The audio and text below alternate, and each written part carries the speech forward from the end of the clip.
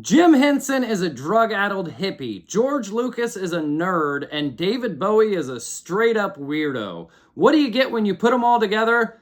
You get 1986's cult classic, Labyrinth. I've seen the first 90 seconds. It's thrilling. 77% tomato meter on Rotten Tomatoes with an 86% popcorn meter. This is not even on IMDb's top 250. With a budget of $25 million and a gross of only 12.1, this was a complete flop at the box office. This was Jim Henson's pet project.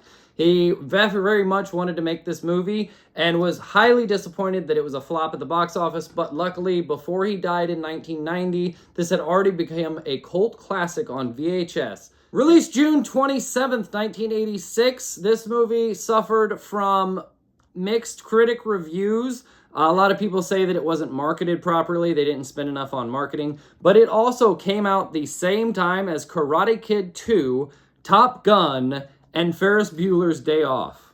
Now, before I get into the review of this movie, I must qualify, I have no nostalgia for this film. I did not watch this when I was a kid.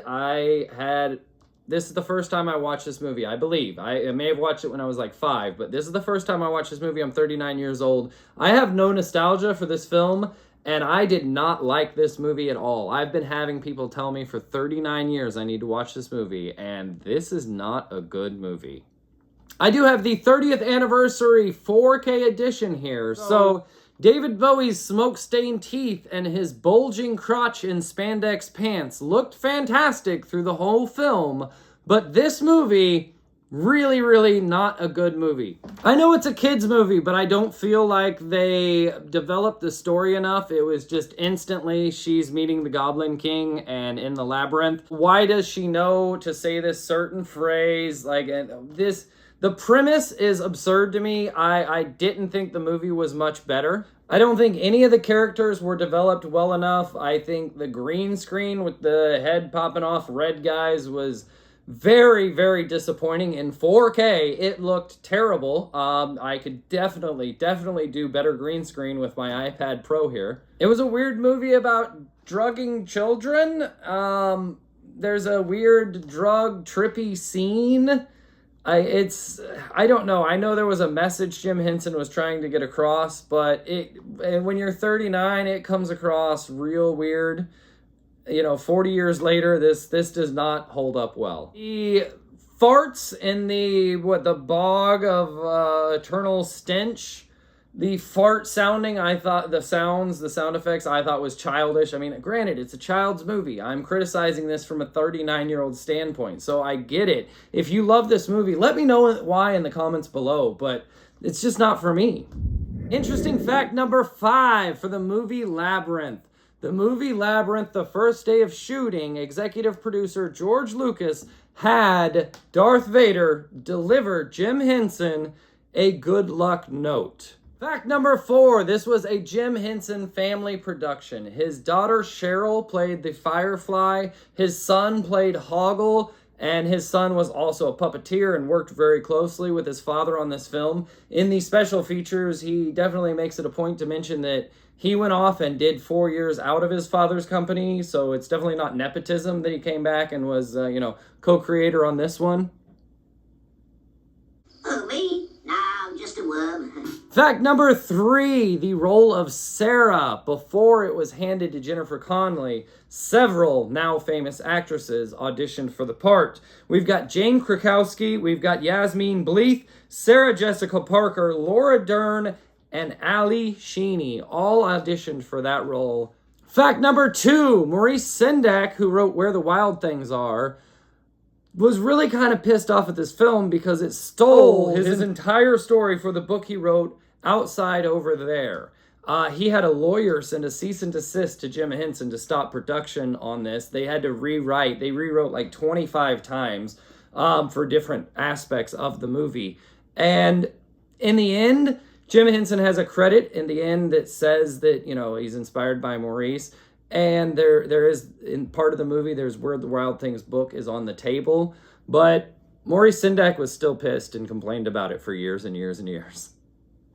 Fact number 1, Michael Jackson almost played the Goblin King. In early development, the Goblin King was supposed to just be another puppet. Then Jim Henson decided he wanted to go with a rock star. He looked at Prince, Sting, and Mick Jagger. Finally, it boiled down to Michael Jackson and David Bowie. But he felt that Michael Jackson was more geared towards kids, and David Bowie was more of representative of the adult influence on childhood that breaks their innocence, that David Bowie was a rock star of more of that. Introducing Sarah to quite literally the life of sex, drugs, and rock and roll. I mean, that's the whole movie. Not real rock and roll, but like 80s rock and roll. Yeah. Sex, drugs, and 80s rock and roll. My retro recommendation for this film, I'm sorry to say, 6 out of 10. If you didn't watch this as in your childhood, there's no reason to watch this movie. It's okay. I wasn't too impressed. I will make you this promise before you yell at me in the comments below. I'm going to watch this in 1 year. I'm going to give it 1 year. Forget about the story, but at least know where I'm going to. Like, what I'm going to see. I recently watched Planet of the Apes, the first 5 movies, and I was horribly disappointed after the first one. First one was incredible. Next 4 were cheesy garbage. But now I know that they're cheesy garbage. I plan on getting drunk one day and watching all 5 of those movies again. By the 4th or 5th movie, I'll be drunk enough. They'll be fun. They'll be entertaining. I'll be in for a good time. I'm not going to do that in a year with this. I'm going to watch it sober again. But I am going to give this another chance in 1 year. So come back to the channel and don't kill me too much in the comments below. My personal story with the movie Labyrinth, as I have not seen it before. When I was 16 years old, I moved out of the house and I moved into a 1-bedroom apartment with 2 other guys. I paid $100 a month for a couch and a closet. The other guy paid the same. One guy had the bedroom. Every single night, back when DVDs first came out and they were like $30 a piece, we had 20, 30 of them.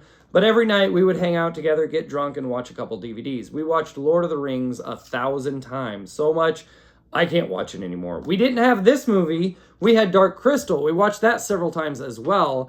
And I remember enjoying that a lot more than I enjoyed this. But again, I was 16. But they kept telling me, we got to watch Labyrinth. We got to watch Labyrinth. They kept telling me this is a great movie.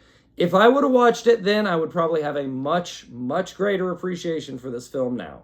The special features on this edition, this is the 30th anniversary 4K edition. The special features on this edition are really, really good. There was an hour-long documentary, 2 30-minute documentaries, and 2 10-minute documentaries. I watched both the 10-minute documentaries. That's where I've got the clips that you've seen in this video today from those 2 10-minute documentaries. They really, I almost wanted to bump it up to a 7.0 just because of the special features. They were really good. The grading process isn't for the special features. It's only for the movie. 6.0, don't hate me too much. Labyrinth.